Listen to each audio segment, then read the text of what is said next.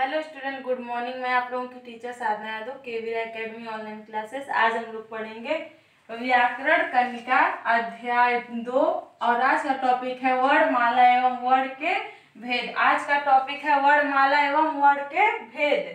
तो आइए पढ़ते हैं। देखिए, मुख से निकली ध्वनियां जिनके और छोटे टुकड़े नहीं किए जा सकते वर्ण कहलाते हैं।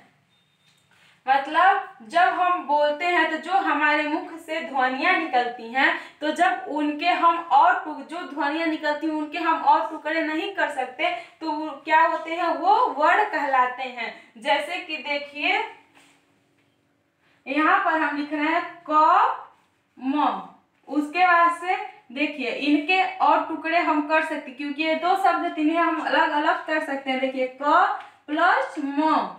उसके बाद से देखिए, क और म अलग अलग कर दिए, लेकिन अब हम इनके टुकड़े करने चाहें तो इनके टुकड़े नहीं होंगे। देखिए, जैसे क है और म है तो क अलग है, म अलग है, तो बस उसके बाद से मान लीजिए ये बस क है तो क का हम और टुकड़े नहीं कर सकते हैं। तो जब इनके और टुकड़े नहीं कर सकते तो ये क्या हो जाएंगे, वर्ण हो जाएंगे। उसके बाद देखिए, वर्णों के व्यवस्थित क्रम से वर्णमाला बनती है। मतलब वर्णों के व्यवस्थित क्रम से वर्णमाला बनती है। तो जब वर्णमाला हम लिखते हैं तो उन्हें जब हम व्यवस्थित क्रम से नहीं लिखते हैं तो वर्णमाला नहीं बनती है। तो जैसे मान लीजिए हम लोग अ से री तक लिख रहे हैं, तो जब अ से री तक लिख रहे हैं तो हम जब अ लिखकर अ के बाद क्या आता है, आ आता है, तो अ के बाद हम आ न लिखकर छोटी ही लिखते तो वो क्या हो जाएगा, गलत हो जाएगा। तो जब उसे हम व्यवस्थित क्रम में लिखेंगे तो वो क्या बनेगी, एक वर्णमाला बन जाएगी। तो वर्णों के व्यवस्थित क्रम से वर्णमाला बनती है। जब उन्हें हम एक व्यवस्थित क्रम से लिखेंगे और पढ़ेंगे तो वो क्या बनेगी, एक वर्णमाला बन जाएगी। उसके बाद देखिए, हिंदी भाषा में स्वर 11 तथा व्यंजनों की संख्या 33 होती है। देखिए, जो हिंदी भाषा है तो हिंदी भाषा में देखिए जो वर्णमाला होती है तो वर्णमाला में स्वर की संख्या 11 और व्यंजनों की संख्या 33 होती है। उसके बाद देखिए, संयुक्त व्यंजन 4 है, तो स्वर और व्यंजन के अलावा और भी व्यंजन और भी है। देखिए, जैसे कि यहाँ पर है संयुक्त व्यंजन 4 होते हैं। कौन कौन से हैं, छ, त्र, ज्ञ और स्र। ये जो 4 है ये क्या है, ये संयुक्त व्यंजन है। उसके बाद देखिए, ये वर्ण अयोग्यवाह कहलाते हैं। उसी में क्या है, अयोग्यवाह वर्ण भी है। जो देखिए कैसे है, एक अंगा अह और ये आ, जो ऊपर चंद्र बिंदु है वो भी क्या है, अयोग्यवाह है। तो बच्चों देखिए एक बार, मुख से निकली ध्वनियां जिनके और छोटे टुकड़े नहीं किए जा सकते वर्ण कहलाते हैं। मतलब जो हम बोलते हैं, जो अपने मुख से हम बोलते हैं, तो जब वो जो हमारे मुख से बोलने के जो ध्वनियां निकलती हैं उनके हम अगर कोई और टुकड़े नहीं कर सकते तो वो क्या है, वर्ण है। जैसे मान लीजिए क है तो क को हम और हम उनके टुकड़े नहीं कर सकते।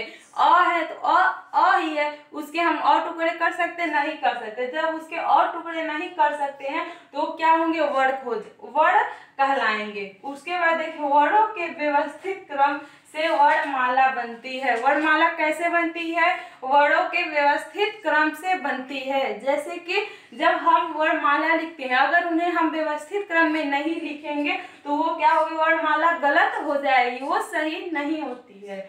उसके बाद देखिए, हिंदी भाषा में स्वर 11 तथा व्यंजनों की संख्या 33 होती है। जो हिंदी भाषा है उसमें जो वर्णमाला हम लोग लिखते हैं तो उसमें जैसे स्वर व्यंजन और देखिए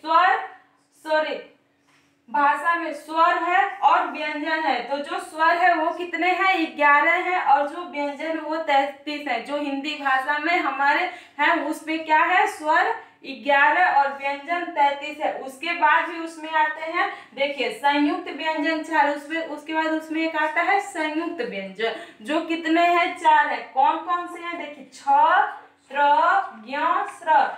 ये क्या है, संयुक्त व्यंजन है। ये ना ही व्यंजन है ना ही स्वर है, ये कौन से व्यंजन है, संयुक्त व्यंजन है। उसके बाद देखिए ये वर्ण अयुग्मवाह कहलाते हैं। कौन कौन से हैं, अंग, अह, आ, जो ऊपर चंद्र बिंदु लगा है, ये क्या है, ये वर्ण अयुग्मवाह है। तो बच्चों आप लोगों को समझ में आ गया होगा कि मुख से निकलती ध्वनियां जिनके और टुकड़े हम नहीं कर सकते वो क्या है, वर्ण है। उसके बाद वर्णों के व्यवस्थित क्रम से वर्णमाला बनती है। वर्णों को व्यवस्थित क्रम से जब हम लिखेंगे तो क्या बनेगी, वर्णमाला बनेगी। उसके बाद देखिए हिंदी भाषा में स्वर 11 तथा व्यंजनों की संख्या 33 है। हिंदी भाषा में जो वर्णमाला है उसमें क्या है, स्वर 11 है और व्यंजन कितने हैं, 33 है। उसके बाद है संयुक्त व्यंजन, उसके जो संयुक्त व्यंजन है वो कितने हैं, 4 हैं। कौन कौन से हैं, छ,